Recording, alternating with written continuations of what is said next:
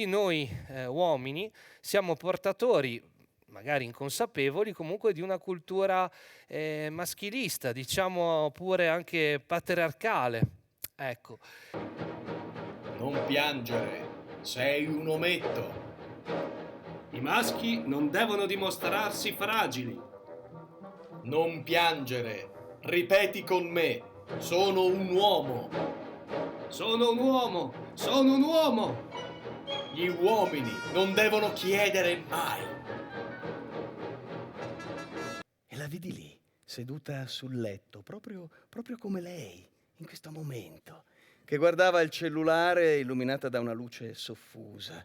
Ma vada Però via. cominciò ad opporre anche una certa resistenza. Io volevo metterla supina e lei cominciò a dire: no, ti prego, facciamo un'altra volta. Vada non me la via, sento. ma stai tranquilla, sono basta, qui. Ma stai tranquilla. Vada via. Ma no, un uomo per il successo riproduttivo si deve accoppiare con il maggior numero di donne, fecondare il maggior numero di donne. Ogni lasciata è persa. Anche come dice Ovidio nell'Ars Amandi. Ella non vuol altro che resistendo essere vinta insieme. Tu la chiami violenza? Ma se è questo che vuol la donna. Se una esce fuori di casa, ubriaca, tutta truccata, calza e rete, minigonna, insomma, se la va anche a cercare, E quindi è sempre colpa di Cappuccetto Rosso, delle donne, come si vestono e non si può mai agire sul lupo. Ma cosa c'entra? Il lupo non è dotato di raziocinio, e poi se fosse una femmina? Ma cosa c'entra il senso del lupo? E poi l'uomo non è un lupo. Success cerca il traversone dentro Beto! Ahí lo tiene Marabona, lo marcan dos, pisa la pelota Marabona, arranca por la derecha el genio del fútbol mundial, y es el tercero a tocar para Borruchaga, siempre Marabona, genio,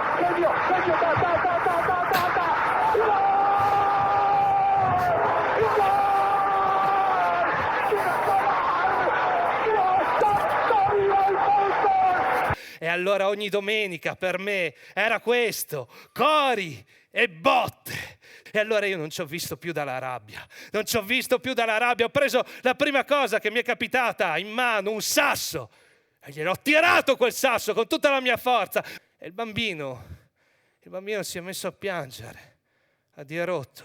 E allora io che ero così pieno di rabbia, quando ho visto quel bambino che piangeva, è come se mi fossi rivisto io stesso, bambino. Mia sorella mi faceva sempre le coroncine con le primule, gli anellini e gli orecchini con le margherite, e con le viole faceva i bracciali. Un giorno mi fece una corona di gladioli e lì cominciarono tutti a ridere. Ah, guarda, Carlo è diventata una bambina. Non le basta che accompagni mia moglie a fare la spesa con la macchina. Non le basta che sparecchi la tavola qualche volta. Che financo faccia il fegato alla veneziana. Non le basta? E Deziandio accenda le candele il giorno di Natale. Non è sufficiente? Ragazzo di 24 anni trovato carbonizzato. La compagna, dopo averlo chiuso nell'auto, gli ha dato fuoco con una tanica di benzina. Non accettava la fine della loro relazione. E quindi una società realmente paritaria, ecco che noi possiamo pensare che noi maschi non avremo più bisogno di doverci identificare come antifemminili. Forse tu saresti anche più felice di adesso.